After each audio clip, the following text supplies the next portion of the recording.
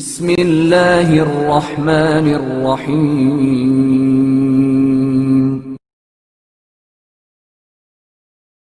سعادات کے ساتھ بھلائی۔ ایک شخص نے رسول اللہ صلی اللہ علیہ وآلہ وسلم کو خواب میں دیکھا۔ آپ صلی اللہ علیہ وآلہ وسلم نے اس سے فرمایا، فلاں مجوسی کے پاس جاؤ اور اسے جا کر کہو کہ وہ دعا قبول ہو چکی ہے۔ خواب دیکھنے والا شخص بیدار ہوا۔ مجوسی کے پاس جانے سے اسے شرمندگی محسوس ہونے لگی، کیونکہ مجوسی دولت مند تھا اور خواب دیکھنے والا غریب۔ سوچنے لگا کہ مجھ جیسے مفلس کی بات کا اس پر کیا اثر ہوگا۔ دوبارہ اسے خواب میں یہی حکم ملا، لیکن وہ نہ گیا۔ تیسری مرتبہ آپ صلی اللہ علیہ وآلہ وسلم نے پھر حکم دیا کہ فلاں مجوسی کے پاس جاؤ اور اسے جا کر کہو کہ وہ دعا قبول ہو چکی ہے۔ وہ شخص صبح ہوتے ہی اس مجوسی کے پاس گیا اور اسے کہا، میں رسول خدا صلی اللہ علیہ وآلہ وسلم کا قاصد ہوں۔ انہوں نے مجھے تمہارے پاس یہ بتانے کے لیے بھیجا ہے کہ وہ دعا قبول ہو گئی ہے۔ مجوسی نے کہا، تم مجھے اور میرے دین و مسلک کو بھی جانتے ہو؟ اس نے کہا، جی ہاں۔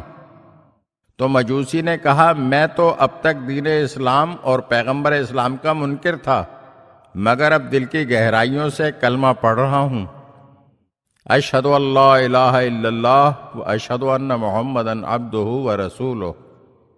پھر اس نے تمام خاندان کو جمع کیا اور کہا، میں اب تک گمراہ تھا اور اب اللہ تعالیٰ نے مجھے صحیح راستے کی ہدایت فرمائی ہے۔ میرا جو رشتہ دار مسلمان ہوتا جائے گا تو اس کے ہاتھ میں میرا جتنا مال ہے میں اسے اس کے حوالے کر دوں گا، اور جو مسلمان نہ ہوگا میں اس سے ایک ایک پائی وصول کروں گا۔ اس کی یہ بات سن کر اس کے تمام رشتہ دار مسلمان ہو گئے، اور اس نے اپنے مجوسی دین کے تحت اپنی بیٹی کی شادی اپنے بیٹے سے کر دی تھی۔ فوراً اس نے ان دونوں کو الگ کر دیا۔ پھر بعد میں کسی روز اس نے رسول خدا صلی اللہ علیہ وآلہ وسلم کے قاصد کو بلا کر اس سے پوچھا، جانتے ہو وہ دعا کیا تھی؟ اس نو مسلم نے بتایا کہ چند روز قبل جب میں نے اپنی بیٹی کی شادی اپنے بیٹے سے کی تھی تو بہترین ولیمے کا انتظام کیا تھا اور اپنے تمام دوستوں کو اس ولیمے میں شریک کیا۔ میرے گھر کی دیوار کے ساتھ ایک گھر مسلمان سید کا بھی ہے جو انتہائی غریب و مفلس ہے۔ میں نے نوکروں سے کہا کہ وہ قالین پر دسترخوان لگا دیں۔ جب میں دسترخوان پر بیٹھا تو ایک سید زادی کی آواز میرے کانوں سے ٹکرائی۔ وہ اپنی ماں سے کہہ رہی تھی، امی جان، مجوسی کے کھانوں کی خوشبو نے ہمیں بہت تکلیف پہنچائی۔ جیسے ہی میں نے بچی کے یہ الفاظ سنے تو فوراً اچھے اچھے کھانے اور نئے کپڑے اور کچھ درہم و دینار ان کے گھر روانہ کیے۔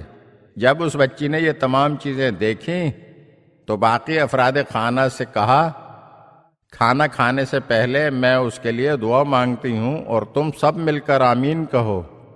اس وقت بچی نے اپنے ہاتھوں کو بلند کیا اور کہا، خدایا اس شخص کو ہمارے پیغمبر صلی اللہ علیہ وآلہ وسلم کے ساتھ محشور فرما، اور باقی افراد نے آمین کہا۔ اور اب جو تم پیغمبر اسلام صلی اللہ علیہ وآلہ وسلم کا پیغام لے کر آئے ہو وہ اسی دعا کے متعلق ہے۔ اگر آپ ہمارے چینل کی نئی ویڈیوز دیکھنا چاہتے ہیں تو ہمارے چینل کو سبسکرائب کریں اور گھنٹی کے بٹن کو دبائیے تاکہ ہر آنے والی ویڈیو آپ کو جلد موصول ہو سکے۔ اور ہاں، لائک اور شیئر ضرور کیجیے اور اپنے قیمتی کمنٹ سے ہمیں آگاہ کیجیے۔ شکریہ۔